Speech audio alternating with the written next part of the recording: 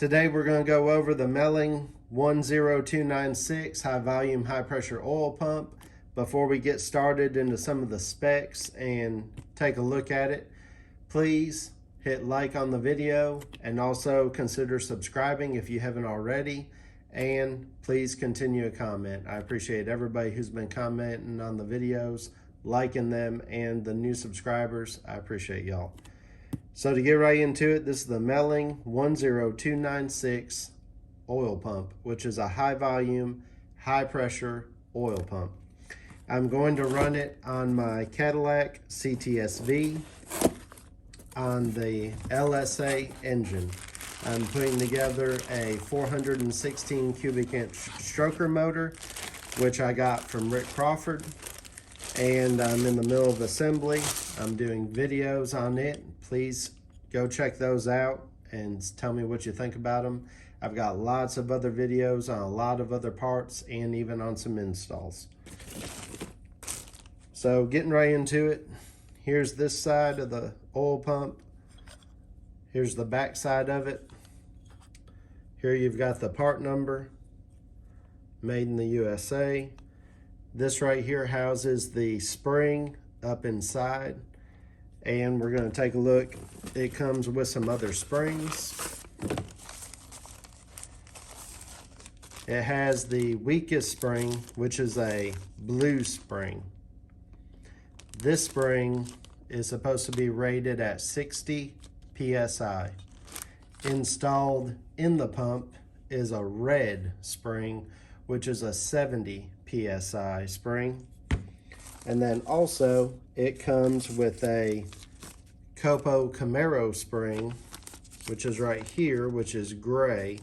Inside with it, it tells you about how the Copo spring, which is the limited edition Copo Camaro car, that this gray spring is 15 PSI over the red spring and 25 PSI over the blue spring that we just looked at. So the 85-pound spring, in my opinion, would be a bit strong for my application, so I'm going to use the red spring. So in talking about this pump for my application, I want to use the red spring and use this pump because I have deleted the oil piston squirters and also the oil cooler, the factory oil cooler, which uses hot engine coolant to cool down the oil that's been heated by the oil piston squirters. I have a whole video on deleting the oil cooler.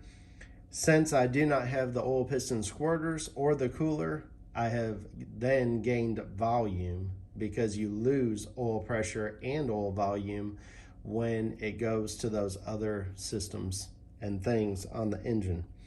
So with no oil piston squirters and with no oil cooler, this is going to be more than enough. If you are still running those, you may check out the 10355 HV pump. But even if you're running it, this may be enough. Just do your research and look at it for your own application. Enclosed with it is some oil pickup tube O-rings. There's a green one. And then there's also another one right here. There's a black one tucked away in here. A little hard to see. There's instructions in here as to which one you need. Also, there's some instructions here. This talks about your relief valve spring instructions, which is the spring that we're talking about. That's for your relief valve.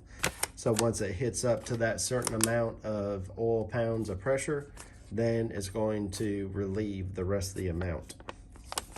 Also, it tells you, depending on which pickup tube you have and which O-ring that you had on your OE application, which one of their O-rings to use on the application with this pump and with the oil pickup tube. Aside from that, there wasn't much else in here other than some other brochure type stuff, and there was some decals also that come with it. That's about it. That's just the overview of the pump. All right, so now that we've done an overview of the pump, we're going to look at getting it installed onto the car. All right, so now to install our Melling 10296 oil pump. The way that Melling says to do it is to install it right on here, which we're going to do first. I'm going to take a little bit of motor oil, going to put some motor oil and put it in here. Then I've also put some on my gear.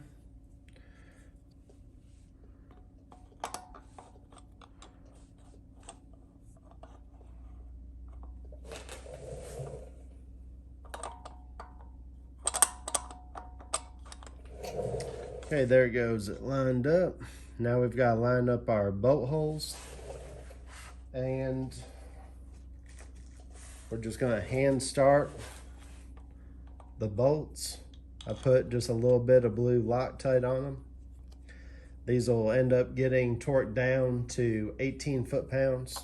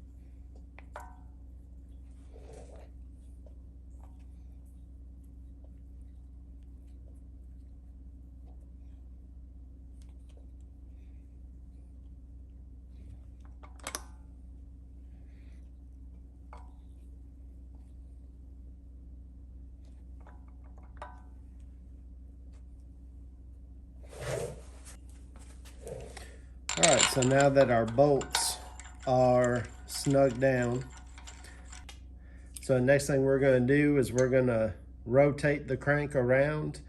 They say 360. I'm going to go further than 360. Make sure your pump, can still move.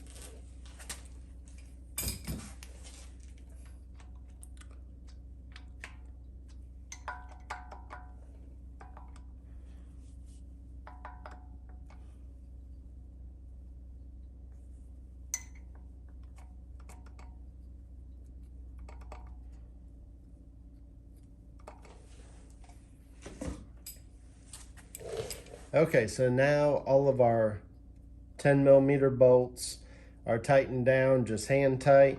You can still see the oil pump can move a little bit when you move it by hand. So Melling says to go 360 degrees around on the crank so it will self-center. I'm gonna go more than that, but we're gonna just rotate it around.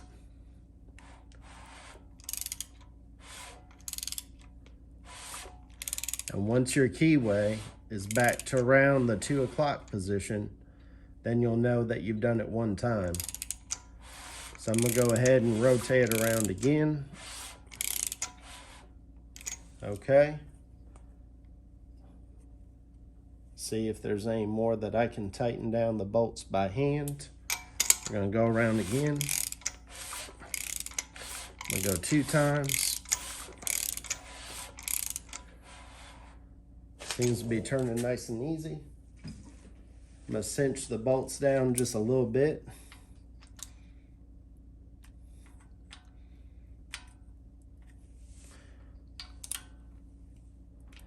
They say to just go 360 and tighten it down.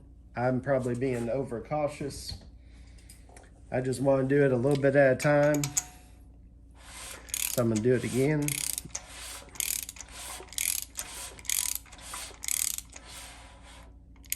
Okay. Went back around 2 more times. All right, so now we'll torque them down to 18 foot-pounds.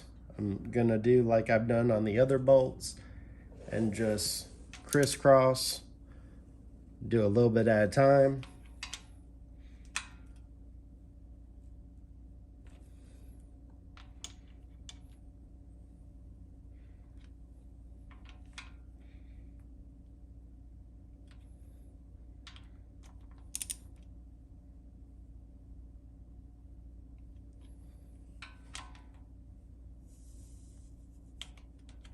Okay, there's one. There's two. There's three.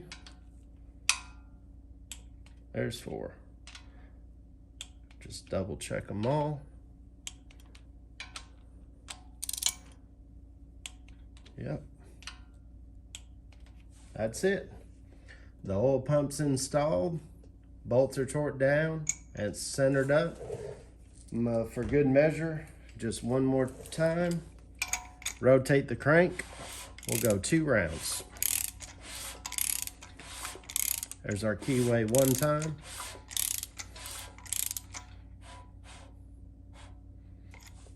There you have it.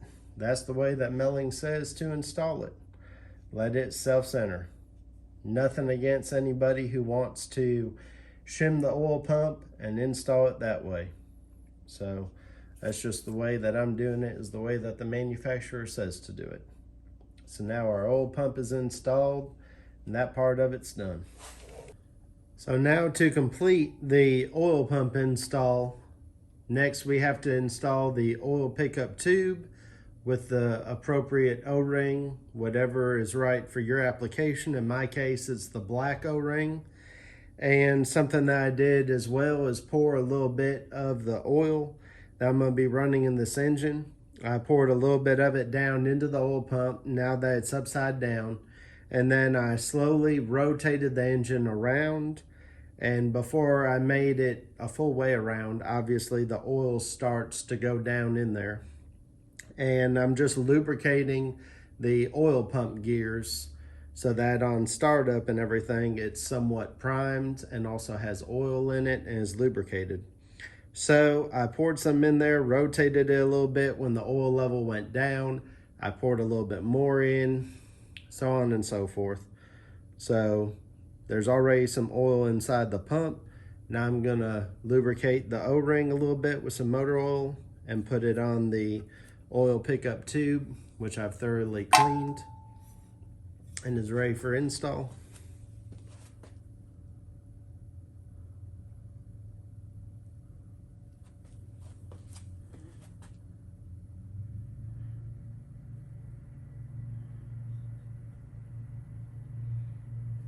Okay.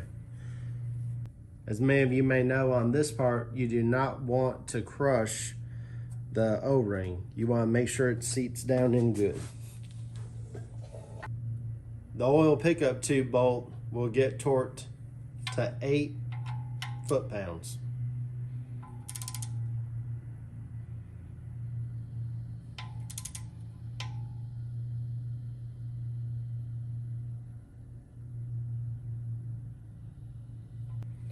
Okay, now that the bolt is torqued down to 8 foot-pounds, all that's left to do is put our nut on the pickup tube and tighten it down.